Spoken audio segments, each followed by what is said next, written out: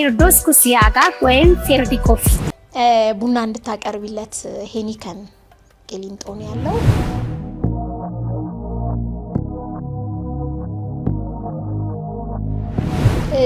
ቡና የተገኘው ኢትዮጵያ ነው።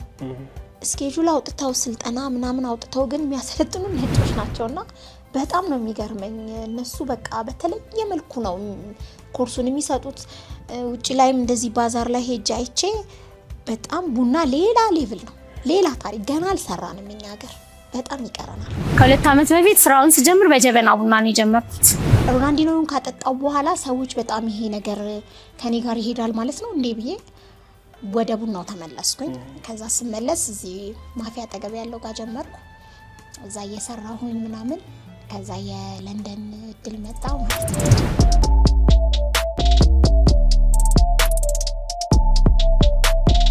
እግዚአብሔር በጣም ራራልኝ ነው የምለው። ምክንያቱም ስለ ቡናዬ ራሱ ሳይሆን ነገር ብትሆን ደህና አልሆንም ነበር እውነቱን ስነግር። ይሄ አሁን የስራዬ ኢነርጂ ምናምን የመጣው እሷ በቃ አንደኛ አይቆጨኝም በማስታመም እሷን እዛ ሄደህ ገንዘብ ብቻ ሊያደርግልህ የማይችለው ነገር ማስታመም።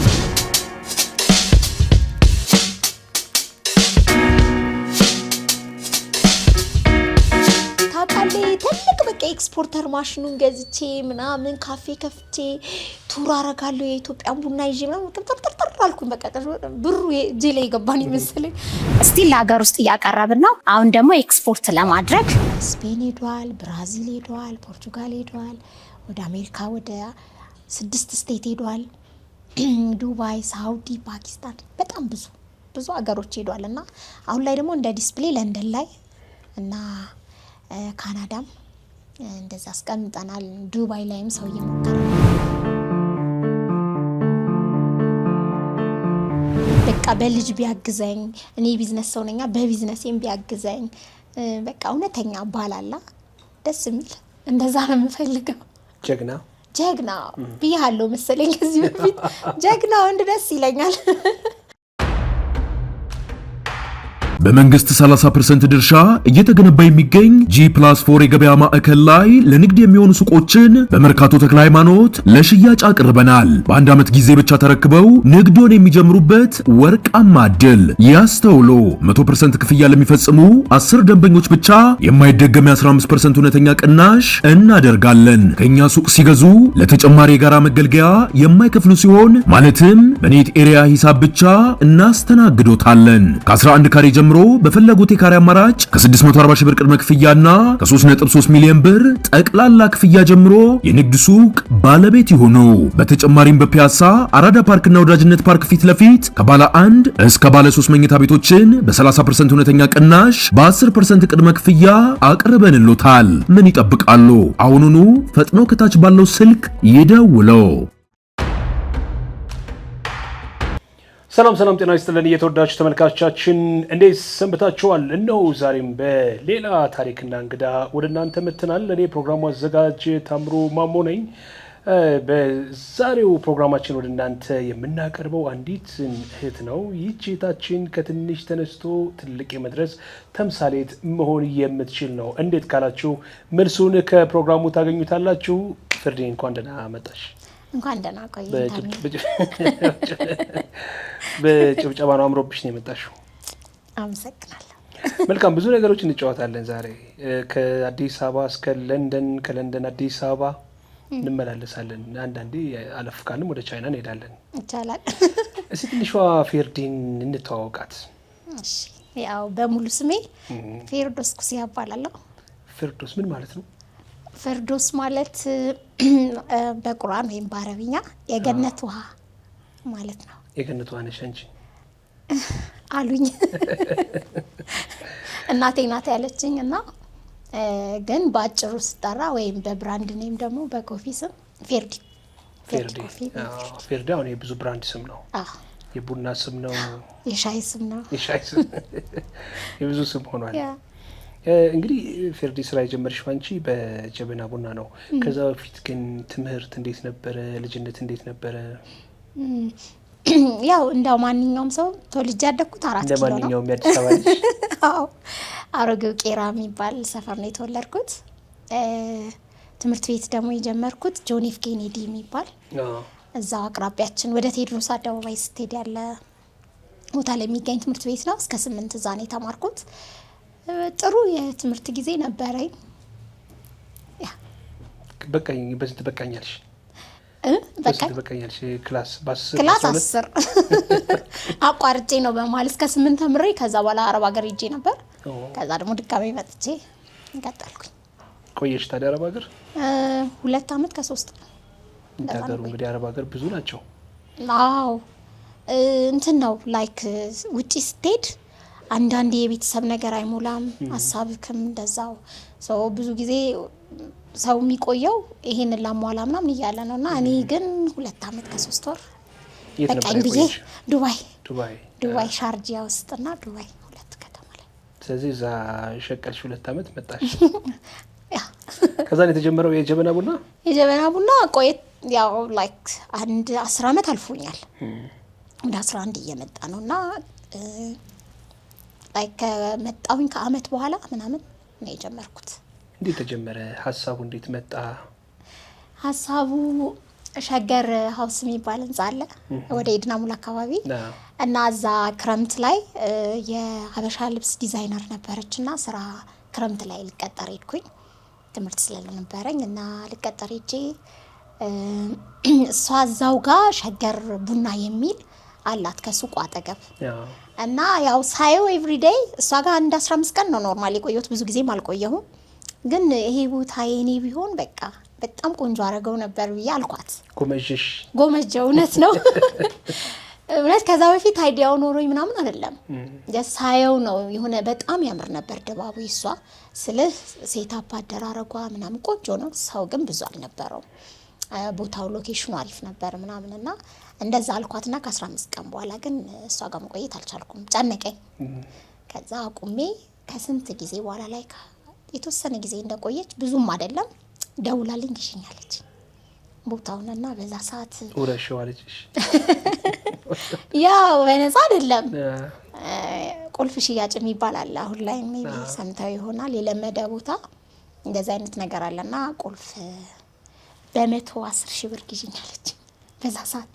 በዛ ሰዓት 110 ሺህ እና ለኝም 110 ሺህ ብር እና ግን እየተደራደርን ምናምን ወደ 50 ሺህ ብር ዝቅ ብላ ከአንዲት ጓደኛዬ ጋር በመሆን አብረን እዛ ቦታ ላይ አጋጫችሁ ማለት ነው። አጋጨን ሼር አድርገን ጀመረ። ከዛ በፊት ግን ሰርተሽ ታውቂ ነበር? የጀበና ቡና ከቡና ጋር እንዴት አሰብሽ ቡና ለመስራት?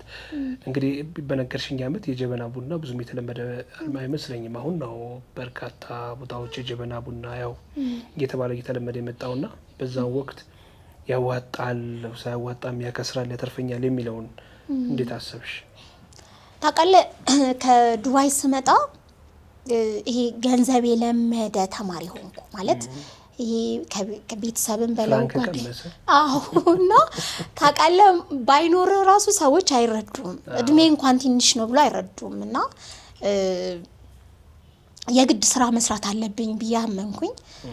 ንግድ ደግሞ የሆነ እየፈለኩ መጣ ውስጤ እና ሳየው በቃ ቦታው ጋር 15 ቀን ስቆይ ሳጠናው ነበር። አንደኛ ነገር የሷ ዲዛይነር ናት፣ ቡና የሷ ነው እና ገንዘቡንም ማታ ማታ አቀበላለሁ የሱንም አንድ ላይ ነው እንትን ምለውና እኔ ቢይዛው ብዬ የሆነ የምትመኘው የሆነ ነገር አይተ እኔ እንጃ ብቻ እግዚአብሔር ያየልኝ ይመስለኛል ያኔና እንዳየሁት በቃ በጣም ውስጥ ይፈለገና ስለ ቡና ምንም አይነት በቂ እውቀቱ ምንም የለም። እቤት ውስጥ ሜቢ እንደውም በዛ ታይም እኔ አፍልቼም አላቅም። እናቴ ናት የምታፈላው። ብዙ ቤት ውስጥ ይፈላል በእርግጥ ግን ለንግድ የሚሆን ወይም በዛ ሰዓት ስለ ቢዝነሱ ምንም አንደርስታንዲንግ ኖሮኝ አይደለም ጀመርኩት። ስለዚህ በጓደኛሽ ገፋፊነት?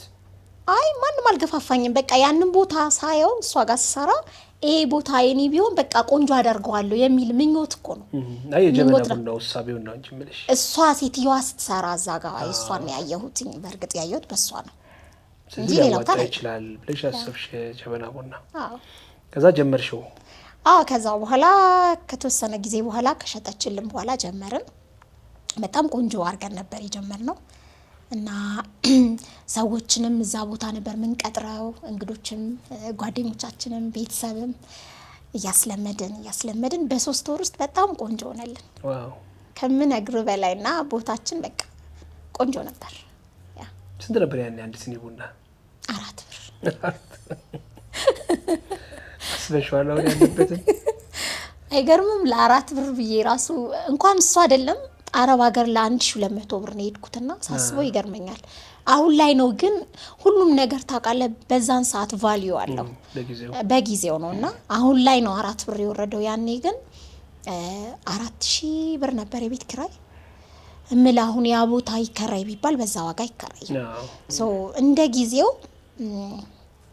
ልክ ነው ብዬ አስባለሁ። ቡናም ደግሞ ያኔ አይ ቲንክ 1 ኪሎ ቡና 20 ብር ይሁን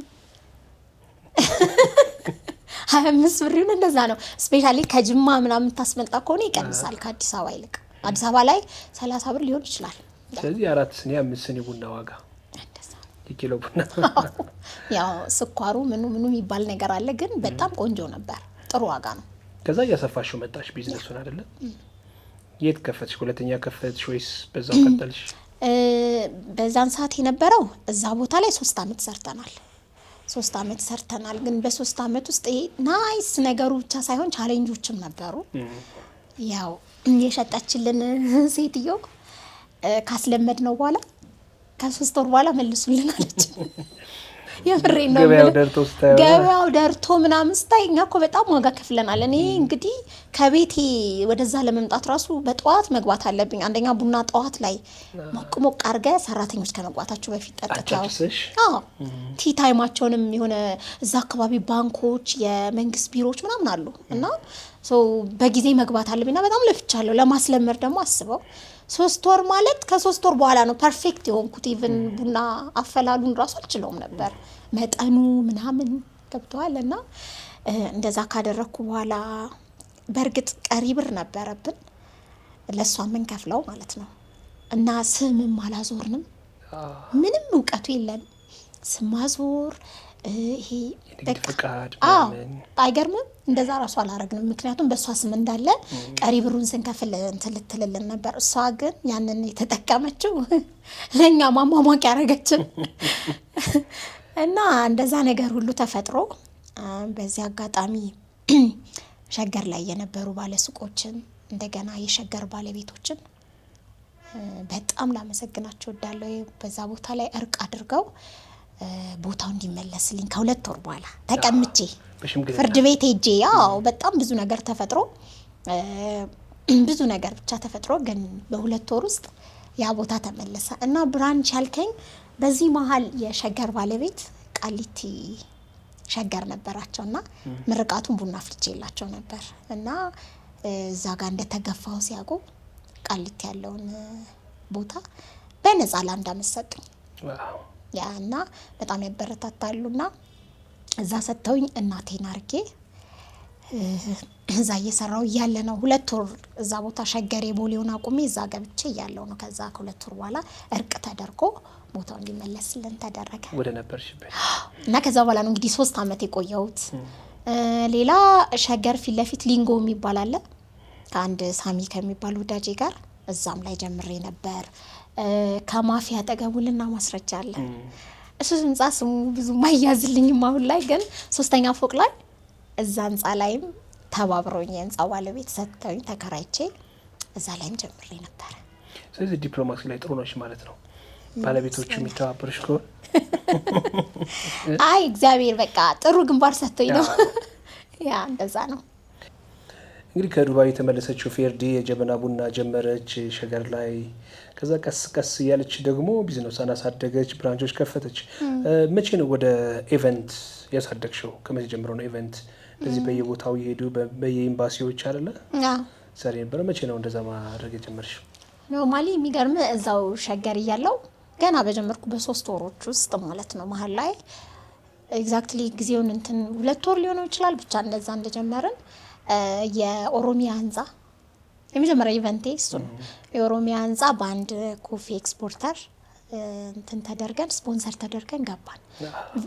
ኢቨንት ምን እንደሆነ ያወቁት የዛን ጊዜ ነው እና ደግሞ ቪአይፒው ላይ ነው የተመደብነው። እና በዛ ሰዓት የመንግስት መሪዎች ነበሩ፣ ፕሬዝዳንቶች ነበሩ፣ አቶ ግርማ ወልደ ጊዮርጊስ ነበሩ። ፕሬዝዳንት ግርማ ወልደ ጊዮርጊስ እና ይሄ ማለት እንግዲህ የዛሬ 10 አመት ማለት ነው ያና 10 አመት በፊት ያ እንደዛ ነገር ነውና በጣም ቆንጆ ነበር፣ ደስ የሚል ጊዜ ነበር። ከዛ በኋላ እነሱንም ኢንቫይት አድርገን የኛም ቡና ራሱ ያው ትላልቅ የሚባሉ መሪዎች መጥተው አይተውልናል ቦታችንንና በጣም ጥሩ ነበርና ኢቨንት ከዛ በኋላ ነው ከአንድ ወዳጄ ጋር ዲኮር ይሰራል። ሰርግ ላይ ለምን አንጀምርም አለኝ። ሳሚ ይባላልና ከሱ ጋር አብረን የሆነን መልስ ላይ ጀመርን። ሙሽሮች እየመጡኛ ቡና ጋር መነሳት ጀመሩ ፎቶ ይሄ ያላ ባህላዊ ቫይቡ መለመልስ ሲሆን በቃ ሙሽራው ዳቦ እየቆረሰ እሷ ቡና እየቀዳችለት ምናምን እንደዛ ያደረግን በጣም ብዙ ሰርጎች መስራት ከጀመርን ማለት ነው። ከዛ በጣም አደገ። ግን በጣም ትልልቅ ስራዎች መስራት የተጀመረው አሁን በዚህ 2-3 አመት ውስጥ ነው። ያ ጥሩ አድርገቢው ምንም አይልም። እንግዲህ በዚህ አጋጣሚ በተለይ የሻምፒዮንስ ሊግ ፍጻሜ መሰለኝ ሮናልዲኒዮ ጎቾ ወደ አዲስ አበባ መጣ። ለሱ ቡና ካፈሉ እንስቶች መካከል ነው ወይስ ብቸኛዋ ነሽ ወይስ መካከል ነው የሚባል? እኔ እንጃ። እኔ ብቸኛ ብዬ ምንም ነገር ማረጋገጥ አልፈልግም። ምክንያቱም ሜቢ የሆነ ቦታ ላይ ተጋብዞ ሊሆን ይችላል። ግን አይ ቲንክ 7-8 አመት አይሆነውም ብለናል። እና ያኔ ሲመጣ እኔ ባይዘይ በዛ ሰዓት ስራ ቆሜ ነበር። ያ የሸገሩ እንደነገርኩ 3 አመት ነው። ከዛ በኋላ ለ2 አመት ሻንጣ ነጋዴ ነበርኩ። ስለዚህ በዛ ሰዓት ላይ ነው እሱ መጥቶ አንድ አማን የሚባል አርቲስት አማን በጣም ላመሰግነው እወዳለሁ። ምክንያቱም ወደ ቡና እንድመለስ ምክንያት የሆነኝ እሱ ነው። አያውቅም አቁሜን፣ ግን ደወለልኝና እንደዚህ መጥቷል ቡና ታፈያለሽ ምናምን ሲለኝ ማን ነው ደግሞ ምናምን አልኩት። እኔ አላወቅኩትም። ስለ እግር ኳስ ኳስ ያለው ግን እሱ እኔ እንጃ። እኔ በዛ ሰዓት ተጫዋች አልነበረም መሰለኝ። አይ ቲንክ ካቆመ በኋላ ነውና ቡና እንድታቀርቢለት ሄኒከን ቂሊንጦ ያለው ይመጣና ይጎበኛል። በዛ ሰዓት የኢትዮጵያ ቡና እንዲቀርብለት ይፈልጋል። ስለዚህ ወይ እኔ እኮ ስራውን አቆም ያለው እና አልችልም። ዛሬ ደግሞ የአንደኛው እህቴ ሽምግልና ነው ወደ ቤት እየሄድኩ ነው ስለው ካጠገቤ አንድ ጓደኛዬ መኪና ይዞ መኪና ውስጥ እየሄድን ነበረ። ይሄ ሲደወል አይ ቲንክ 3:30 ምናምን ይሆናል ጠዋት። እና ወደ አባቴ ቤት እየሄድኩ ነበር። ከዛ እንዴ አላወቅሽም? በጣም ታዋቂ ተጫዋች እኮ ነው፣ እንዴት እንደዚህ ትያለሽ? ታጠጪዋለሽ ምናምን ብሎ በጣም ገፋፋኝ። ከዛ እሱም በቃ ይፈልግሽ ይከፈልሻል ስሪ ያለኝ። እቃው የለም እጄ ላይ እንደ የባህል ልብስ ቢኖር እንኳን እቃው የለም። በዛ ላይ መንገድ ላይ ነኝ። ከዛ በቃ በዛው መኪና ዞረ። እቃ ደንበል ጋር የምትሰራ ጓደኛ ነበረችኝ ቡና። ከሷም ደስ አላት። ኧረ እኔም አብሬሽ ሆናለሁ ማለችኝ። ከዛ እንደዛ አደረገን፣ ቡና ገዛን ምናምን። ወዲያው ቀጥታ ወደ ሄኒከን ቂሊንጦ ሄድን። እዛ ሄደን በቃ የችኮላ ነው ግን በጣም የሚያምር ቆንጆ አደረግን። ሲመጣ በጣም ጋዜጠኞች ለካ በጣም ያውቁታል። ብዙ እንትኖች አሉት፣ አድናቂዎች አሉትና እሱ ጋር ለመቅረብ በቃ ማይሟሟት ሰው የለም። አዎ። እና በቃ በጣም እኮ አደንቃለሁ ምናምን ይሉታልና እኔ ጋር ደግሞ እሱ ጎን እንዲና እንዲነን እና ወንድሙም ነበረ። አንድ ደግሞ የምታስተረጉምለት ነበረች ፖርቹጊዝ ስለነቋ እና በጣም ደስ አለኝ። ስካርፍ ይዤ ነበረ። አንገቱ ሰጣውት። ባይዘው የሚፈርምበትን እስክሪብቶ ሰጥቶኛል። በእውነት እሺ። እኮ በጣም ውድ ነው ታውቂያለሽ። ተው እንጂ ታዲያ በጨረታ ወጣቻለች። ቆይ አስበበታለሁ። እና ስካርፍ ሰጣውት። ከዛ ቡና ጠጣ። ጤና አዳም ምንድነው አለኝ ምናምን። ያው በሷ በኩል ይጠይቃል ጣን እያየ ምናምን። ብቻ በጣም ደስ የሚል ጊዜ ነበር። ፎቶ ተነሳ፣ ደስ አለኝ። ከዛ ፌስቡክ ላይ ለቀኩት እና ወደ ፍሎሃ ሄድ ነበር አባቴ ቤት። ተወኝ አልኩ። ሰፈር ውስጥ የጠበቀኝ እኔ ራሱ እሱ የመጣን ይመስላችሁ እና በጣም ደስ የሚል ነበር። ለኔ ትልቅ ኦፖርቹኒቲ ነው። እግዚአብሔር ምክንያት አለው። በሰዎች አድርጎ አንዳንዴ ያንተን ፉርትና ሊያገናኝ ሲፈልግ እንደዚህ ነውና የሱ መምጣት ለኔ ወደ ቡና ስራ እንድመለስ በጣም ጠቅሞኛልና ጥሩ አጋጣሚ ነው። ፎቶውን ለቀኩኝ። ከዛ በኋላ ፋና ላይ ተጠየቅኩ ምናምን እያለ ፌመስ ሆንሽ። በቃ አይገርምም? በሮናልዲኒዮ ታከሽ በጣም በሮናልዲኒዮ ተከሻ በጣም እና ባለውለታዬ ነው። ያ ቆንጆ ነበረ። አሪፍ ጊዜ ነበረ። ከዛ ወደ ስደት ሄድሽው? ከዛ በኋላ እዚህ የነገርኩ ከማፊያ ጠገብ ሶስተኛ ላይ ሰርቼ ሊንጎ ጋም ከፍቼ እነዚህ ማለት እነዚህ ሁለቱ የተከፈቱት ወዲያው ከሸገር በኋላ አይደለም ሸገር ቃሊቲ ያለው እና ይሄኛው ሸገር ላይ ነበር የቀጠለው ከዛ በኋላ ግን ወደ 7 አመት 2 አመት አቋርጬ ሮናልዲኖን ካጠጣው በኋላ ሰዎች በጣም ይሄ ነገር ከኔ ጋር ይሄዳል ማለት ነው እንዴ ብዬ ወደ ቡናው ተመለስኩኝ ከዛ ስመለስ እዚህ ማፊያ ጠገብ ያለው ጋር ጀመርኩ እዛ እየሰራሁኝ ምናምን ከዛ የለንደን እድል መጣ ማለት ነው በኤምባሲ ነበር አንዲት የህቴ ጓደኛ ወደዛ ተመድባ ነበርና ከሷ ጋራ ወደዛ ለመሄድ እድሉን አገኘው ማለት ነው ከአዲስ አበባ ህይወት ሊቀጥል ነው ወደ ለንደን ያ በመንግስት 30% ድርሻ እየተገነባ የሚገኝ G+4 የገበያ ማዕከል ላይ ለንግድ የሚሆኑ ሱቆችን በመርካቶ ተክለ ሃይማኖት ለሽያጭ አቅርበናል። በአንድ ዓመት ጊዜ ብቻ ተረክበው ንግዶን የሚጀምሩበት ወርቃማ ዕድል ያስተውሉ። 100% ክፍያ ለሚፈጽሙ 10 ደንበኞች ብቻ የማይደገም 15% እውነተኛ ቅናሽ እናደርጋለን። ከኛ ሱቅ ሲገዙ ለተጨማሪ የጋራ መገልገያ የማይከፍሉ ሲሆን ማለትም በኔት ኤሪያ ሂሳብ ብቻ እናስተናግዶታለን። ከ11 ካሬ ጀምሮ በፈለጉት የካሬ አማራጭ ከ640 ሺህ ብር ቅድመ ክፍያና ከ3.3 ሚሊዮን ብር ጠቅላላ ክፍያ ጀምሮ የንግድ ሱቅ ባለቤት ይሁኑ። በተጨማሪም በፒያሳ አራዳ ፓርክና ወዳጅነት ፓርክ ፊት ለፊት ከባለ 1 እስከ ባለ 3 መኝታ ቤቶችን በ30% እውነተኛ ቅናሽ በ10% ቅድመ ክፍያ አቅርበንሎታል። ምን ይጠብቃሉ? አሁኑኑ ፈጥኖ ከታች ባለው ስልክ ይደውለው። እንግዲህ አንቺ ያው ዱባይ ውጭ ሀገር ከተባለ ዱባይ ቆይተሻል ከዛ አዲስ አበባ ተመልሰሽ ላይ ነበርሽ ወደ ለንደን ስትሄጂ ወይ ደግሞ ወደ እንግሊዝ ስትሄጂ ፎር ጉድ ነው ወይስ እዛው ለመቅረት አስበሽ ነው ወይስ ለመመለስ ብለሽ ነው ሄድሽ?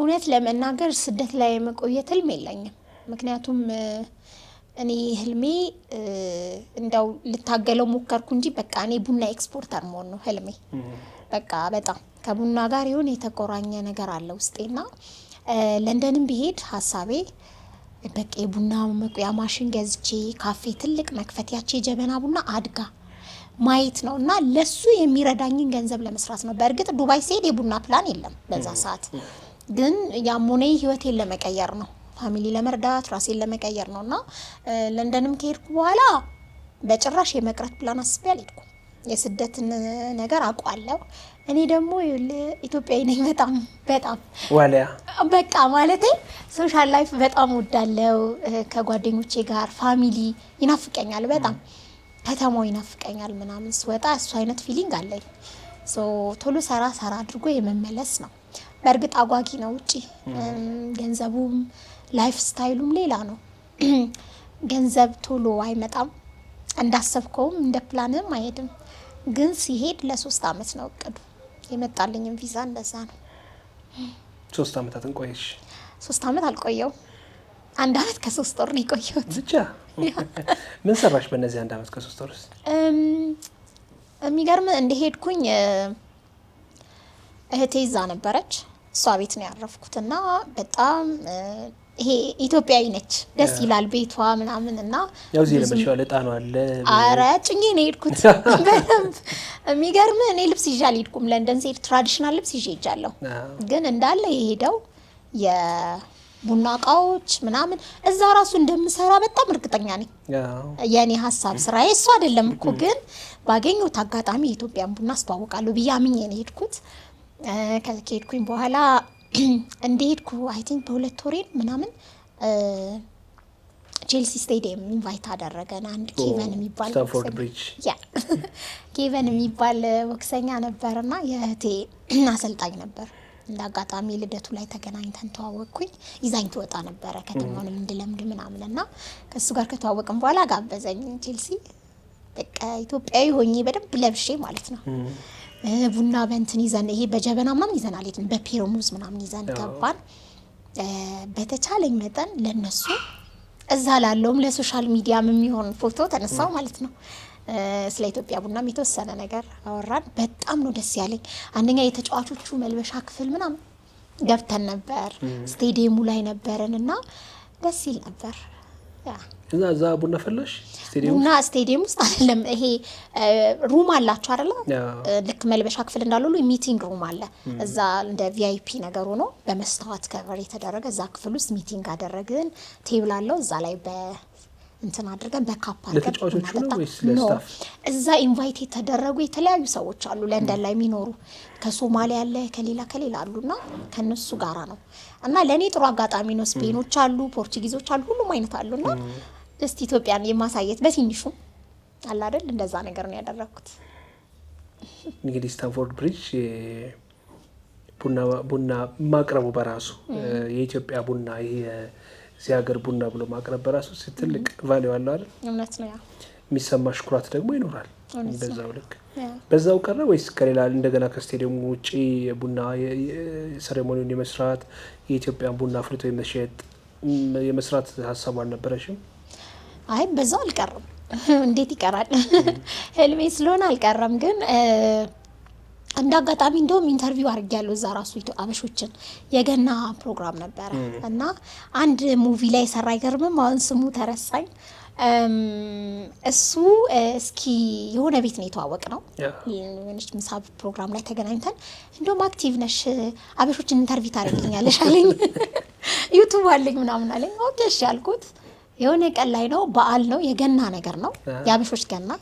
እዛ ላይ ይዞኝ ሄዶ አበሾችን ካፌ ላይ ገብተን የአበሻ ምግብ ቤት ላይ ዱከም ስጋ ቤት የሚባል ነበር።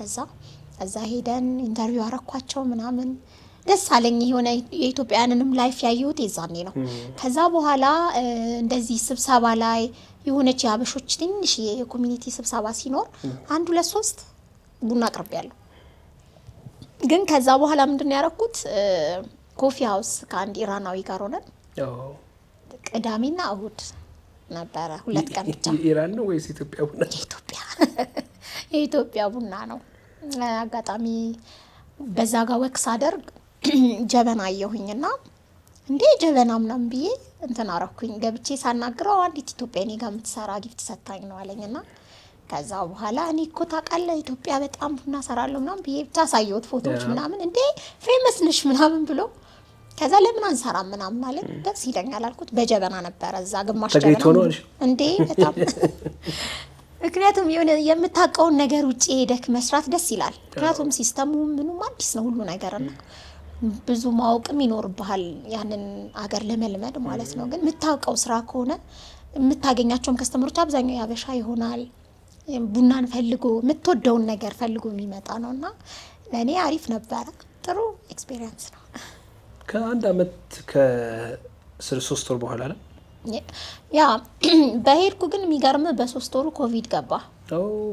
ያ ለንደን በጣም በቃ እንዲደብረኝ ያደረገው እንደውም ኮቪድ ነው። አንደኛ እንደ ወይዘሩ መቼም የውጭ ወይዘር ታውቀዋለህ፣ በጣም ይቀዘቅሳል፣ በጣም ይበርዳል እና ሰዎችን ቶሎ መተዋወቅ፣ ሰው ጓደኛ ማግኘት እኔ እዚህ ቸርችም ጓደኛም ስራ ቦታም ሻይ ቡና የምትለው ብዙ ይኖራልና እነዚህ ነገሮች በምን ተገደቡ? በኮቪድ 8 ወር ሎክዳውን ቤት ነበርኩ እና በጣም ከባድ ነበረ። ከዛ በኋላ ነው የሚገርምች ኮፊ ሃውሷም የተከፈተችው እና እንደዛ እያደረኩኝ ስራ ማገኘው። ከዛ በኋላ ግን መልሶ ሎክዳውን ሲሆን ተመለስ። ዋና የመጣሽበት ምክንያት ደግሞ የእናትሽ መታመም ነው? ያ እውነት ነው። እናቴ መጀመሪያ በእርግጥ እናቴ መታመሟን ሰምቻለሁ፣ ግን በጣም እንዳመማት አላወኩም። እኔ ለ1 ወር ነው የመጣሁት። ስመጣ አጋጣሚ ትንሿ እህቴም ታገባ ነበረ እና በዛው የእናቴንም የተወሰነ 1 ወር አይቻት ከዛ የእህቴንም ሰርግ ብዬ ነው የመጣሁት። ስመጣ ግን እናቴ ጥሩ ላይ አይደለችም። እሷን ትሪት እያደረኩ ኤክስቴንድ ቲኬት እያደረኩ ምናምን እንደዛ ነው ባይዘው የቆየሁት። የመቅረት ፕላን ኖሮኝ አልመጣሁም። ያ ኮቪድ እቺ ሎክዳውን አስከተስተካከል በሚል ነበር። ምንድን ነበር ያመማቸው? እንግዲህ ለ2 ለ3 አመት ስታስታምም እንደሆነ ነግረሽኛልና ምን ነበር ያመማቸው? እንግዲህ በሳቸው ምክንያትም ብዙ ነገር ትተሽ ያው እሳቸው ጋር ፎከስ አድርገሽ ወይም እሳቸው ማዕከል አድርገሽ ሰሪ እንደነበር ነግረሽኛልና እስኪ ያን ጊዜ እስኪ ንገሪኝ። በእርግጥ እናትን ማስታመም እድል ነው ብዬ አምናለሁ። እኔ ከእናቴ ጋር ነው አብሬ ማለት እናቴ ናት ያሳደገችን፣ እንደ ጓደኛም ነንና እውነት ለመናገር ውጭ ሆኜ ድምጿን ምናምን የሚሳረግ ነበር። ምክንያቱም አመሸሽ የት ደረሽ ምናምን ትለኛለች እዚህ ያለውና እዛ ቼክ የሚያደርግም የለም። ስልክ ራሱ እኮ 2 ሰው ወይ 3 ሰው ቢደውልል ነው የሆነ እንዲህ የምታውቀው ሰው የለማና እናቴን እኔ ማስታመሜ እድል ነው ለኔ። ግን እናቴ አልጠበቅኩም። ምክንያቱም ትቻት ሲሄድ ደህና ነበረችና ወድቃ ነበር። የዲስክ መንሸራተት ነው አንደኛው ኬስ። ከዛ በኋላ ደግሞ ስትሮክ መጣት። ስትሮኩ ደግሞ ሙሉ በቃ ፓራላይዝ አርጓት ነበረ። እንደገና ደግሞ የአጥንት መሳሳት የሚባል መጣ። በቃ ኬሞ መውሰድ ጀመረች። ከዛ ደግሞ ሐሞት ጠጠርና ስብ ነገር ይዟል ተባለ። እሱንም ሰርጀሪ ተደረገችና እነዚህ ከዛ መጥቼ 4 አመቱ በተለይ 3ቱ ከባድ ነው፣ ግን 4ኛው አመት ቀለል እያለ መጣ እንጂ ከበድ ያለ ነበር። እግዚአብሔር ስለረዳን ጤናዋ ቀስ በቀስ እየተመለሰ መጣ ማለት ነውና ያው አሁን ላይ ደህና ናት እግዚአብሔር ይመስገን። እግዚአብሔር በጣም ራራልኝ ነው የምለው። ምክንያቱም ስለልቦናዬ ራሱ ሳይሆን ነገር ብትሆን ደህና አልሆንም ነበር እውነቱን ስነግር። ይሄ አሁን የስራዬ ኢነርጂ ምናምን የመጣው እሷ በቃ አንደኛ አይቆጨኝም በማስታመም እሷን። እዛ ሄደህ ገንዘብ ብቻ ሊያደርግልህ የማይችለው ነገር ማስታመም ነው። ሰዎች የፈለገ አጠገብ ቢኖሩ ምናምን ሁሉንም ችግርን አይጋሩልህም። ለምሳሌ ማስታመም ሊያደርግልህ አይችልም ሰው ኤቭሪ ዴይ አንተ በምትፈልገው ልክ አያደርግልህም። ግን ይሄ ያንተ ኃላፊነት ነው። ስለዚህ ምርጫዬ ምንድነው ነው? እኔ እያራዘምኩኝ ትኬቴን 6 ወር 5 ወር እያረኩኝ ነው። እኔ እየጨመርኩ እኮ ነው፣ ብር እየከፈልኩ ነው። ግን እዛም እኮ አልተረጋጋም። ይሄ ኮቪድ ክትባቱ መጣ። ከዛ ደግሞ ኢቲ ወደዛ ፍላይት አቆመ። ከዛ በጀርመን በኩል ነው ምናምን ብቻ ነው የምትገባው። ኳራንቲን ስትገባ ወደ 2000 ፓውንድ መክፈል አለብህና እነዚህ ነገሮች ራሱ እንደ ምክንያት የሆኑልኝ ነው የቆየውትና ፋይናሊ ስፖንሰሮቼም ሙሉ ቲሙ ተመላሽ ሆነ ወደዚህ ገባህና እግዚአብሔር ያው አይሳሳትም። በቃ ለኔ ከምንም በላይ የእናቴ ደህና መሆን በጣም አቅም ሆኖኛል። በጣም በሕክምና ትሪት እየተደረገች የተለያየ ቦታ ነው የታከመችው። አሁን ላይ ዲስኩ ነው ያው ዲስክ ታውቃለህ ፈጽሞ አይድንም ነገር ኦሬዲ ይሄ ነርቮቿን እየነካ እግሯን መደንዘዝ ወገቧን መያዝ በዱላ ትንቀሳቀሳለች። ግን በጣም ደህና ናት። እነዛ ሁሉ ነገሮች ግን እግዚአብሔር ረድቶን ሄደዋል። ያ ምንም አሁን አንቺ ለምሳሌ ምክንያት ሆንሽ ማለት ነው መዳናቸው። ማን መጠገባቸው ባይኖር የሚያግዛቸው ባይኖር ምናልባት ከባድ ይሆናል። አንቺም በሰው ሀገር ሆነሽ ምናልባት እናትን መታመም መስማት ከባድ ሊሆን ይችላልና አጠገብ መሆንና እንዳልሽው ውጭ ሀገር ሆነ ገንዘብ ሰርቼ እንደዚህ ያረጋለሁ እንደዚህ ያወጣለሁ አወርዳለሁ ማለቱ ብዙም ያው ድጋፍ ነው። ግን አጠገብ ሆነሽ አንቺ እንደምታደርጊው አይሆንም እና እሱ ስሜት ሰማሻል ብዬ አስባለሁ። በጣም ነው ኢነርጂ ሆነኝ። እህቴም እኮ ሰፖርት ታረጋታለች። ግን እዚህ ደግሞ ሰው የኔ የምለው ሰው የለም ነበረ። ሁሉም ወንድሞቼም ስራ ናቸው፣ አግብተው የተለያየ ቦታ ነው የሚኖሩትና ትሪት የሚያደርግልህ ሰው የለም። ልብህም አያርፍም ቅድም እንዳልከው ነውና በቃ መዳኗ ለኔ ትልቅ በቃ ሰክሰስ ሆኖኛል። ለኔ ትልቁ ነገር እሱ ነው። ምንም አልሰራሽም በዛ ወቅት እንዴት ሆንኩ መሰለ? ሰዎች ከእንግሊዝ ነው የመጣችሁ ብለው አንደኛ ገንዘብ ያለኝ ይመስላችኋል። 8 ወር ሎክዳውን ነው። አመት ከ3 ወር ቆየሁት እኔ ነኝ እና በቃ አትሄጂም እንደ ይሉኛል እና እኔ ነኝ ያለሁበትን ማቀው። ብዙም ሰው በጣም ክሎዝ የሆኑ ጓደኞቼ ካልሆኑ በስተቀር ቤት ብዙም ሰው አይመጣም። ያው ሁሉንም ሰው እንትን አትልም እና ችግርንም ደግሞ ለሁሉም ሰው አታብራራም እና ብዙ ጊዜ በባህሬ ልክ ከ8 ሰዓት ከ9 ሰዓት በኋላ ፏ ብዬ መውጣት ወዳለሁ። እናቴን ጥብጥብ አድርጌ አብልቻት አጠጥቻት ምናምን ከዛ ትንሽ ፈታ ብዬ ወክ አድርጌ ቦሌን በጣም ነው የምወዳትና እንደዛ ሲያዩኝ እቺማ በቃ ጠግባ ነው ስርዓት ታምና መታ እንግሊዝን የመሰለን ይሄን ድል ባገኝ እንዴት እቀራለሁ ብዙ ተብያለሁ። ባይዘው ለመጣሽ ምናምን እና ብዙ መልስ አልሰጣቸውም። ኧረ የሀገሬ ናፍቆኝ ምናምን ነው የምላቸውና እናቴ ታማ በጣም ጥቂት የኔ የቅርብ ሰዎች ናቸው ይሄን የሚያውቁትና አንደኛ ለሰዎች ብትነግራቸው ምንም ፋይዳ የለውም እና በቃ እኔ ደስተኛ መሆን ፈልግም ስለነበር በቃ ምንም አላቸው። በመሃል ግን በቃ እየቸገረኝ መጣ። የትራንስፖርትም አንዳንድ ጊዜ እቃዎቼን ራሱ አውጥቼ ሸጥ ነበረ እና በጣም እየተቸገርኩ ስመጣ አጋጣሚ አንድ ጓደኛዬ ከውጪ አሁን ፓርትነር ይሆናል እና አለማየ ይባላል ለአንድ ጓደኛ 50 ሺህ ብር ለኔ 50 ሺህ ብር ላከ። በቃ አይዞሽ ማዘርን ማስታሚ ምናምን ብሎ ሲልክልኝ ቶሎ ብዬ የቡና እቃ ገዛው። ሲኒ የተወሰነ ረከቦት። ከዛ አንድ ጓደኛዬም ሲኒ ገዝቶ ሰጠኝ። ከዛ ለምን ኢቨንቶች አልሰራም? ቢያንስ ላይፌን ይደጉመኛል። ማንም ሰው የሚረዳኝ የለም። ማንም ሰው ብር አይሰጠኝም። ያለሽንም ሕክምና ላይ ጨርሰሽ? አዎ የለኝም። በቃ ሁሉ ነገር ስመጣ ደግሞ ለእህቴ ሰርግ ነው የመጣሁት። ለእያንዳንዱ ሰው በርሜል ሙሉ ልብስ ይዤ መጥቻለሁ። ስጦታ ተወኝ ለጓደኞቼ ለምናምን ይዤ ነው የመጣሁት። እኔ ተመልሼ ሀጅ ነኝ። እንደዛ ነው ያሰብኩትና በቃ ያለኝ ትኬቱ አለ ኤክስቴንድ እያረኩበት ነው። ማዘርን ደግሞ ወጌሻ ጋር ዲስኩ እንዲሻላት አመላልስ ነበር። መድኃኒት ሲሆን መድኃኒት እህቴም የተወሰነ ታረጋለች፣ እኔም የተወሰነ እንደዚህ እያለን ነውና እጄ ላይ ምንም የለም። ከዛ እሱ ልክ ያችን ብር ሲሰጠኝ እኔ እቃ ገዛውበት። ከዛ በኋላ እያለ አንዳንድ ካሜራማኖች አሉ ዲኮር ላይ ያሉ ምናምን ይጠሩኛል። እየሄድኩኝ በየቤቱ ለሰርግ፣ ለሽምግልና፣ ለመልስ እየሄድኩ መስራት ጀመርኩኝ። ጀመርሽ ማለት? አዎ እንደገና ጀመርኩኝ ከዜሮ። አንደኛ ነገር ሲሄድ እቃዎቼንም ለሰዎች ሰጥቼ ግማሹን ሸጬ ነው የሄድኩት። እቃም የተሟላ አልነበረኝም። ከዛ በኋላ ነው እያሟላው ምናምን የመጣሁትና ሰውም ደግሞ መፈለግ ጀመረ። ይሄ የቡና ሴሬሞኒ መጥራት ምናምን አንዳንድ ቦታና ጆኒ ቪዲዮ የሚባል አለ። በጣም ወዳጄ ነው ከነ ባለቤቱ በጣም ኢንቫይት ያደርገኝ ነበረ ስራ እና እግዚአብሔር ያክብረው።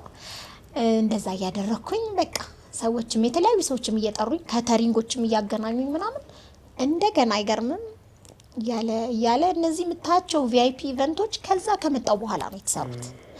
እንዳለ ያው ፖስት ማድረጋቸው በሙሉ ከናቴ ህመም በኋላ ነው የቀጠለው። ያ እንግዲህ ምርቃታቸው ማገዘሽ በጣም በእናቴማ እግዚአብሔር በጣም ነው የረዳኝ በእውነት። አዎ በጣም እና እንደዛ ነው ላለው። ከዛ ኢቨንቱ ቀጠለ አይደለ? ተመልሰሽ ወደ ኢቨንት መጣሽ? በጣም ብዙ ቦታ እንዳጋጣሚ ሆኖ እነዚህ ዲኮር የሚሰሩ ልጆች ምናምን ኢንቫይት ያደርጉኛል። እንደ ፓኬጅ ይዙልኝ ነበር። ከዛ በራሴም ፖስት ማድረግ ሶሻል ሚዲያ ላይ መውጣት ጀመርኩኝ። ምክንያቱም በፊት የሶሻል ሚዲያ እንትን ብዙም አልገባኝም ነበረ። ኢቨን ቲክታክ አላቅም ነበረ እና የሆነ መጥፎ ነገር መስሎ ነበር የሚታየኝ በእውነት ግን በጣም ብዙ ሰው አግኝቼበታለሁ። ከዛ ኢቨንቶቹ ቀጠሉ። ወደ ኤምባሲዎች በድጋሚ ጎራ ማለት ጀመርሽ። እነዚህ ትልልቅ የቪአይፒ ፕሮግራሞች ላይ የቡና ሴሬሞኒ ማቅረቡን ቀጠልሽ? አዎ የሚገርም እኔ ለነገሩ እድሌ ነው ቪአይፒ። ለምን መንግስት ቢቀያየርም የኔ ስራ አይቀየርም። የሚገርም ያንንም ስጀምረው በቃ ትልቅ ቦታ ነው ቪአይፒ የተጠራውትኝና በዛ ሰዓት ኦሮሚያ ህንጻን ማስመረቅ በጣም ትልቅ ነው። ትልልቅ እንትኖች ናቸው የሚሰሩት የሚገኙትምና አንዳንዴ ስራ ጥሩ ሲሆን እግዚአብሔር የረዳ ሰዎችን እየሰጠክ ይሄዳልና በኳሊቲም አምናለሁ ነው ዩኒክ ሆነ በቃ ቆንጆ ስራህን ደግሞ ራስ ስትሰራው ሰዎች ሞር እያከበሩት ይሄዳሉ፣ ኢንቫይት እያደረጉት ይሄዳሉና በቃ በተለይ ኢንዱስትሪ ፓርክ ለኔ በጣም ጠቅሞኛል። እዛ መግባቴ በአንዲት ኢቨንት ኦርጋናይዘር በኩል ገባው። ከዛ በኋላ እነሱ እየጠሩኝ በቃ ያልተቀበልኩት ያልመጣ ሰው የለም። መሪዎችን ማጠጣት ምናምን ጀመርኩኝ ማለት ነውና ያኔ በጣም አንደኛ ቡና ባህላችንም ነው። ትንሿን ኢትዮጵያ የምናሳይበት መንገድ ነው ብዬ አምናለሁና የሁሉም ሀገር ባህል አለው። የሚገርም የትም ክልል ብትሄድ ቡና የየራሱ ጀበና ራሱ ይለያያል አይተህ ከሆነ በየክልሉ እና በቃ ያንን ትራዲሽን ልብሱን ስትለብሰው ምናምን ሞር እያሳየ ትሄዳለህና እዛ ጋር ቡና መጀመሪ ትልልቅ ሰዎች ፊት እንድቀርብ ረዳኝ። ያ ትገናኝ ለምን አልፈለግሽም? ለምሳሌ አንድ ቦታ ይዘሽ ሆቴል ሊሆን ይችላል ወይ የሆነ ቦታ አሉ አሁን በከተማው የሚሰሩ ኮፊ ሃውሶችን ከፍ አድርገሽው በዘመናዊ መንገድ ቡና መስራት እንደዛ አላሰብሽም ነው? ያዋጣም ነው እሱ በአንቺ አታይ? ኧረ በጣም ነው የምፈልገው እንደነገርኩ እንደው በደንብ አሁን ነፃ ወጣሁም አልልም። ስቲል እናቴ እኔ ትሪትመንት ያስፈልጋታል። ለምሳሌ በራሷ ገላዋ መታጠብ አትችልም። አንዳንድ አሁን በአንድ እጇ ዱላ ይዛ ነው እንደው ምግብ አቅርባ ልትበላ ትችላለች እንጂ ውሃ ቀርታ የሆነ ነገር አድርጋ ምናምን አትችልም። ኦልሬዲ ዲስኮ ጉሯና ወግቧን ይዟታልና ስቲል እናቴን ሰፖርት እያደረኩ ነው። ሙሉ ለሙሉ እንትን አይደለችም ግን ከነበረው ከባድ ነገር በጣም አገግማለች ነውና የነበረው አመታት 4 አመቱ እንዳልኩ እንዴት አርጌ ካፌ አንተ ማኔጅ ማድረግ አለብህ ማሟላታ ኢቨንት እኮ ለምሳሌ በሳምንት ውስጥ ወይ 3 ምናምን ቢመጣ ነው ከዚህ ታይም አለ ቤት ውስጥም አንዳንድ ነገር አሁን እናቴ ድራላት ማዕበራዊ ህይወት አለ ሰፈር ውስጥ የሚጠብቀኝ እውነቴን ነው የምልና ብዙ ነገሮችን እኔ ነኝ የምወጣው እግዚአብሔር ይመስገን አሁን ጥሩ እየሰራሁም ሲመጣ ነገሮች እየቀለሉ መጡ እሷም ደህና እየሆነች መጣች እንጂ ሙሉ ለሙሉ አልተወኝም ኦፍ ኮርስ አሁን በቅርቡ ይኖረናል ካፌ ፕላን አድርጌያለሁ አሁን ላይ ኤክስፖርቱንም ለሀገር ውስጥም በደንብ ማከፋፈል ላይ ነን ያለነው በቅርቡ ደግሞ የትምህርት ቤቴ ካፒንግ እና የቢዝነስ ስልጠና ይኖረናል በቅርብ ላይክ በ20 ቀን ውስጥ ምናምን ያልቅ ነው እሱ ራሱ ከዛ በኋላ ቀጣዩ ፕላን ካፌ ነው ካፌ ማደራጀት አለብህ ማስለመድ አለብህ ኤቭሪ ዴይ እንትን ይፈልጋል ማሟላት አለብህ ያንዳንዱ አላቂ እቃዎች አሉ ሰራተኛ ማኔጅ ማድረግ አለብህ ስለዚህ ታይሜን ይፈልጋል ለዛ ነው እንጂ በጣም የምወደው ስራ ነው ካፌ እና ኢቨንቱ ላይ ሞር ትኩረት አድርጌያለሁ አይ ነው እመጣለሁ በካፌም ጠብቁኝ በደንብ እንግዲህ ፊርዲ በጀበና ቡና የተጀመረው ከውጭ መጣሽ የጀበና ቡና ጀመርሽ እሱን እያልሽ ወደ ኢቨንት አሳደግሽ ከዛ እንግዲህ አሁን ደግሞ ወደ ኤክስፖርት ጎራ ብያለሁ ያልሽ ነው ፊርዲ ኮፊ በተለያየ መጠን እያሸግን እየላክን ነው ብለሽኛልና ለመሆኑ የፊርዲ ኮፊ ሂሳቤ እንዴት ተጀመረ ምንድነው የፓተንቱስ እንዴት ተገኘ እሱን ንገሪኝ እስኪ ያው ስራው ላይ ስትቆይ ስራ እያደገ መሄድ አለበት ላይክ አምናም ዘንድሮም በርግጥ ጊዜ ፈጅቶብኛል እኔ ያጋጠመኝ የህይወቱ ጣውረድ እንደዚህ ስሙዝ ሆኖ ወይም ቶሎ የተሳካልኝ ሰው አይደለም በድካም ውስጥ ነው ያለፍኩት አንደኛ ያኔ እንደጀመርኩኝ 3 አመት እንደቆየው እኔ ፕላኔ 3-4 ቦታ ብራንች እየከፈትኩ ማሳደግ ነበር በአጋጣሚ ደግሞ አልተሳካም ፌል አረገና ከ3 አመት በኋላ አቋረጥን ከዛ በኋላ ደግሞ በቃ ፊልድ ቀየርኩ እንደነገርኩ ወደ ሻንጣ ንግድ እያልኩ ገብቷል የዕለት ጉርስ ፍለጋ ሙከራ ምናለውና ያ ደግሞ ይሄ ድል ደግሞ ተመልሶ ወደ ህይወቴ ሲመጣ ለምን ይሄን ነገር ወደ ራሴ ያላዋህደው ማልኩና አንዳንድ ጊዜ ቢዝነስ ውስጥ ስትገባ የሚያማክር ጥልቀት ያለው ይሄ ዕውቀቱ ያለው ሰው ያስፈልጋል አሁን ላይ ለምሳሌ የሆነ ነገር ልጀምር ብትል ሶሻል ሚዲያው ይረዳሃል የሚያማክር ሰው የሆነ ቤት እንትን የሚያደርጉ ይሄ ምንድነው የሚያላምዱ ነው እንደዛ አይነት ሰዎች አሉ ገብቷል ስልጠና የሚሰጡ ምናምንና በእኛ ጊዜ እኔ ምንም ገብቶኝም አውቄም እኮ አይደለም የገባሁትና ልፋት በስቶበታል የኔ ላይፍ ወይም የኔ የቡና አሰራር ሂደቱና እንደው ሰክሰስ ቶሎ መምጣት ነበረበት እንደቆይታዬ ግን ጊዜ ፈጅቷል እግዚአብሔር አዋቂ ነው በሱ ጊዜ ነው ሁሉ ነገር የሚሆነውና አሁን ላይ ያንን የጀመርኩትን ቡና ለምን አላሳድገውም ነው ሁሌ ስቀመጥ የታሸገ ቡና ያለው አንዳንዴ ደግሞ ስፖንሰር ይሆኑኛል የሚገርም ትላልቅ ብራንድ ስም ያላቸው የኮፊ ኤክስፖርተሮች ስፖንሰር ሲሆኑኝ ነው እኔ የራሴ ቢሆን ኖሮ ግን የተሻለ ቆንጆ ይሆንልኛል ነውና ያልኩኝ ፕላን አደረኩኝ በአጋጣሚ ነው አንድ እንደዚህ ኢቨንት ላይ ተዋወቅኩት ወዳጄ እሱ ቡና ልጀምር ነው እንደዚህ አስቤያለሁ ምን ትኛለሽ ምናምን ሲለኝ በጣም ካፒታል አለው እሱ ኧረ እባክህ በቃ እንደዚህ ነው በጣም ጥሩ ነው ቡና እኔ ቢኖረኝ ግን ይሄን ያህል ብር ቢኖርሽ ምን ታረጊያለሽ 60 ሚሊዮን ብር ቢኖርሽ አላለኝም አግኝቼ ነው እንዴ ታውቃለህ ትልቅ በቃ ኤክስፖርተር ማሽኑን ገዝቼ ምናምን ካፌ ከፍቼ ቱር አረጋለሁ የኢትዮጵያን ቡና ይዤ ምናምን ተርተር አልኩኝ በቃ ብሩ ጄሌ ይገባኝ መሰለኝ የሚገርም እሱ ኦሬዲ ፋብሪካውን ከፈተ ከዛ በስንተኛው ጊዜ በኋላ ጀመርኩ እኮ ምናምን ሲለኝ አንድ ጓደኛዬ ደግሞ ፓኬጅ ይሸጣል ከሱ ፓኬጅ ወሰድኩኝ ከሱ የተቆላ ቡና ወሰድኩኝ አሸኩኝ ፊርዲ ቡና ብዬ ለጠፍኩኝ ለፈርስት ዴይ የሚገርም ነገር በቃ መጀመሪያ እንደታሸገ ኢቨንት ነበረብኝ የኡጋንዳ ጠቅላይ ሚኒስተር ነበረች በቃ ኦፕኒንጉ በሷ ነው የተጀመረው ለሷ ጊፍት ተሰጠ ኢንዱስትሪ ፓርክ ላይ የመጀመሪያ ቡናዬን የወሰደችው እሷ ናት ከዛ በኋላ እያለ ሄደ ማለት ነውና አሁንም ትልቅ ደረጃ ላይ ደርሷል ብዬ አላምንም ገና ነው በእኔ እምነት ምክንያቱም ጀመር ነው እንጂ መሀል ላይ ራሱ አልደረስንም ትልቁ ፕላኔ የራሴ እርሻ የቡና እርሻ እንዲኖረኝ እንደገና ደግሞ የራሴ የሮስተር ማሽኑ በጣም ነው የምፈልገው። ከዛ በኋላ ደግሞ ኮፊ ቱር በቃ ይሄ የኢትዮጵያን ካልቸር የኢትዮጵያን ሙዚቃ አለ አይደል ያለባበሳችንን ሙሉን የያዘ ከነ ሴታፑ ቱር ማድረግ በቃ ኢትዮጵያን ማስተዋወቅ በጣም ነው የምፈልገው። በቃ እየተጨሰ ምናምን ካልቸሩን ይሄ ፋሽን ሾው ቢኖርበት ምናምን ደስ ይለኛል። ኢትዮጵያ ይሄ ማሲንቆ ክራሩ ምናምን እንደዚህ አይነት ነገር ሀሳቡ ቆይቷል ውስጤ ካለና በቅርብ እግዚአብሔር ቢፈቅድ ብንኖር ይሆናል። አሁን ፌርዲ ቡና ብለሽ ስትለጥፊ የፓተንት ጥያቄ ያስነሳም?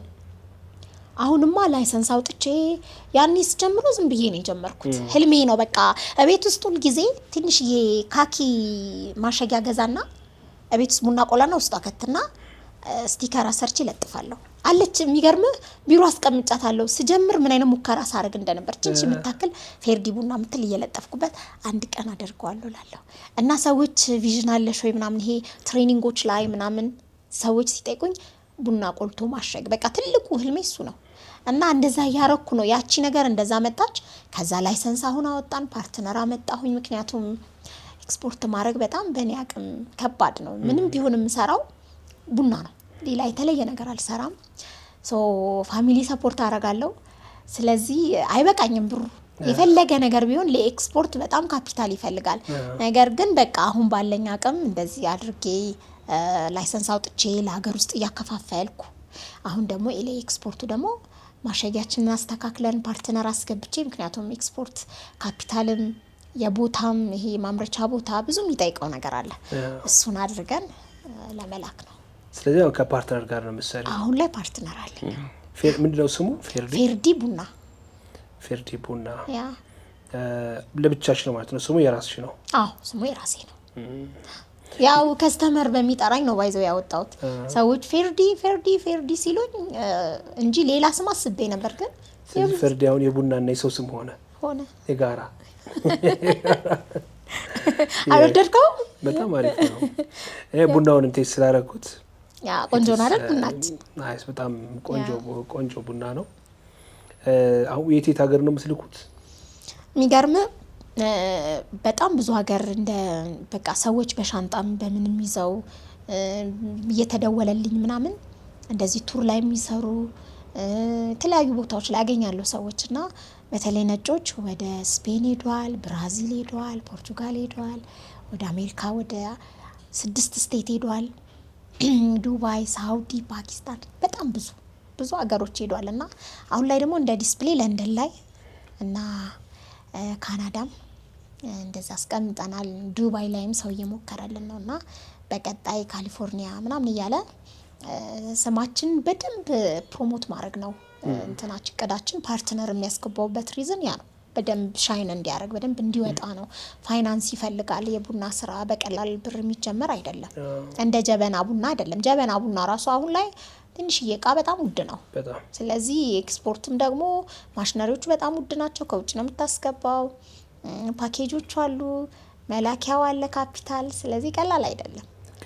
በዚህ አጋጣሚ እንደው ቢያግዘን መንግስት ላለው በተለይ ሴቶችን በቡና ዘርፍ ላይ የተሰማራ ነው። እውነት አንደኛ እንደ ሀገር ኢሜጅ ነው የምትሰራው። ምክንያቱም አንድ ሰው ከሚያገኘው በላይ አንተ ነህ ፌስ ቱ ፌስ ሰርቭ የምታረገው። እንደው በቃ ብንታገዝ እላለሁ። እና አሁን ስራ እንዴት ነው? ስራ እግዚአብሔር ይመስገን ጥሩ ነው። ቢሮአችንን በቅርብ ነው ያስመረቅነው። 6 ወር ሆኖናል ለኤክስፖርቱ እየተዘጋጀን። የካፒንግም ስልጠና ይኖረናል እንዳልኩ ቅድም። እሱን ቦታ ስፔስ ስላልበቃን ወደ ሌላ ቦታ አርገነው ስኩሉም ይጀመራል።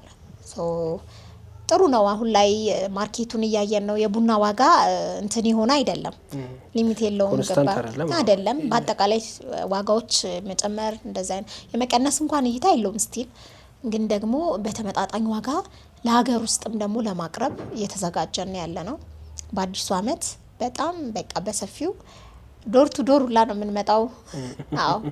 በጣም ፕሮሞት ማድረግ በጣም ሰዎች የታሸገ ቡናን እንዲለምዱ መክራለሁ። ምክንያቱም ከጤናም አንፃር አንዳንዴ በእጃችን ባህላችን ጥሩ ሆኖ ሳለ እኔ ራሱ በጊዜ ሂደት ነው እየለመድኩ ሄድኩትና አንዳንዴ በብረት ምጣድ ስንቆላው የማሳረር ጠቆር ሲል ወፈር ያለ ይመስለናልና እነዛ ነገሮችን እንዲህ ተቆላ ቡና ተገዝቶ ወይም ደግሞ ቤት ውስጥም ደግሞ እነዚህ በምጣድ ምናምን እያረጉ እየቆሉ ቆንጆ ንጹህ ቡና መጠጣት አለበት። ክብሩ መጠበቅ አለበት። ቡና ብቃይ ሆነን የቡና መገኛ ሆነን በጣም የቡናን ክብር ካልጠበቅንለት በጣም እኔ ባይዘው ስልጣናዎች ምናምን ወስጃለሁ የተወሰኑ ቦታና ቡና የተገኘው ኢትዮጵያ ነው። ስኬጁል አውጥተው ስልጣና ምናምን አውጥተው ግን የሚያሰለጥኑ ነጮች ናቸውና በጣም ነው የሚገርመኝ። እነሱ በቃ በተለየ መልኩ ነው ኮርሱን የሚሰጡት። ውጪ ላይም እንደዚህ ባዛር ላይ ሄጄ አይቼ በጣም ቡና ሌላ ሌቭል ነው። ሌላ ታሪክ ገና አልሰራንም እኛ ሀገር በጣም ይቀረናል። በጣም እኔም ገና ከዚህ እማራለሁ። ተማሪ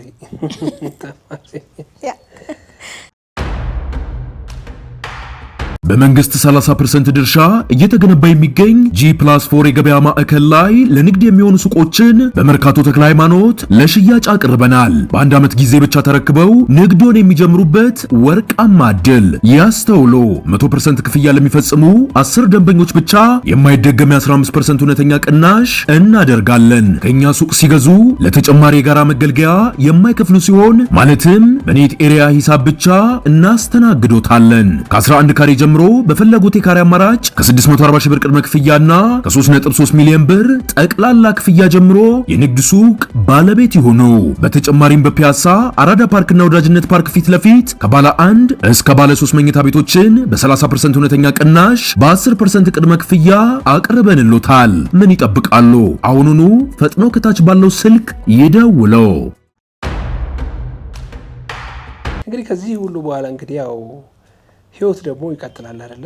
ፊርዲ የግል ህይወቷ ምን ላይ ነው ያለው? እንግዲህ ቡና እየላከሽ ነው፣ ኢቨንት እየሰራሽ ነው፣ በብዙ እንቅስቃሴ ውስጥ አለሽ። እንደ ሴት እንደ ወጣትም ያው እየሰራሽ ያለሽው መልካም ነገር ሆኖ ሳለ በህይወትሽስ እንዴት ነው? ለምሳሌ ፍቅር ህይወት፣ የትዳር ህይወት እነዚህ የመሳሰሉት አላገባውም። አስምርሽ አላገባሁም። ለጊዜው ከቡና ጋር ነው የተጋባ ነው። ያ በጣም ባይዘ እንደ ፍቅረኛዬ ጭምር ነው ቡናን የማየው። ምክንያቱም እንደውም እንደ ልጄም ምክንያቱም ጊዜ የሰጠውት ስለሆነ ማለት ነውና የፍቅር ህይወት ደግሞ ጊዜ ይፈልጋል። ሰውነት አስባለህ ትሞክራለህ፣ ግን ደግሞ ላይሰምር ይችላል። ያ እና ብዙ የፍቅር ታሪክ የለኝም እውነት ለመናገር ልጅነቴ ላይ ነው ጥሩ የምለው የፍቅር ታሪክ የነበረኝና አሁን ካደኩ በኋላ ብዙ ጊዜ ስራዬም ከሰዎች ጋር ነው። ኑሮ ሆነብሽ? ሶሻብል ነኝ። ብዙ ወንድ ጓደኞች ይኖሩኛል፣ ግን እንደዚህ አንዴ እዚህ ነበርኩ አንዴ እዛ ሄድኩኝ ከዛ ስመጣ ቻሌንጅ እና ይሄ የተረጋጋ የሚባል አይደለም ላይፌ። ያንን አልፎ የሚመጣ ሲሪየስ የፍቅር ግንኙነት ግን ህይወቴ ላይ የለም። ተሻክሮ ክራይቴሪያ በስቶ እንዳይሆን ወይ እኔ ወደ እኔ የሚመጣ ወንድ እንደዚህ መሆን አለበት እንደዚህ መሆን አለበት ሰው ሆነ የምትለው ነገር ይኖራል። ያው መቼም ሁሉም ሰው የራሱ የሆነ ህልም ፍላጎት ይኖረዋል። ግን ከሁሉ ነገር በላይ ከሰዎች ጋር ስትቀራረብ የምትወደው ፐርሰናሊቲ ነው የሚሆነው። ያም ሆነና ሊያኖርህም ሊያስቀጥልህም የሚችለው ያ ነው። ግን ቢሆን ብለህ የምታስባቸው እኮ ይኖራሉ። ግን ወይም ስራ ይዙ ወይም አይቀጥሉምና ስለዚህ በቃ ባለበት ተተዋቸዋል። አንዳንድ እንጃንቺ ክራይቴሪያ የለሽም? ለምሳሌ ወደ ወይ ይኖራል። ለምን ዋሻለው? እንት ሰው እኮ ነኝና ሁሉም ሰው እርግጠኛ ነኝ ተመልካቾቻችንም ይሄንን ሀሳብ ይጋሩታል። በቃ እንደዚህ አይነት ሰው ቢሆን ትላለህ። ግን ከሁሉ በላይ ሁሉም ሰው ስለሚለው ሳይሆን የሚለው እግዚአብሔርን የሚፈራ ቤተሰቤንም እኔንም የሚወድ፣ ምክንያቱም እኔ ብቻዬን አይደለሁም ያለሁት ቤተሰብ አለና ምርጥ ኢትዮጵያዊም ቢሆን ደስ ይለኛል። አሜሪካዊም ቢሆን እንትናዊም ቢሆን ችግር የለብኝ። እንደው ምን ፌርዲ በልጅነቷ ነጭ ነው ፈረንጅ ነው ማገባው ትል ነበር። ነው አገኘልኝ እንዴ? አይ ሰምቼ ነው ፈረንጅ ነው ማገባው የውጭ ሰው ነው ትል ነበር። እውነት ነው። ምናልባት ፈረንጆቹ ጠፍተው እንዳይሆን እኔ ኮየት እንዳሉ እንጃ። እኔ ጋር ቡና ለመጠጣት የሚመጡት በብዛት ባለ ትዳሮች እድሜያቸው ከፍ ያለ ነው። ወይኔ የሚገርም በጣም የሆነ ጊዜ እንደውም ነጭ መስሎኝ ከጓደኞቼ ጋር ከትምህርት ቤት ስንወጣ ስንከተለው አይደለም ቀልቶ ነው በቃ ለመተዋወቅ ማለት ነው። ያኔ ልጅነትም ነው ባይዘዌ ያው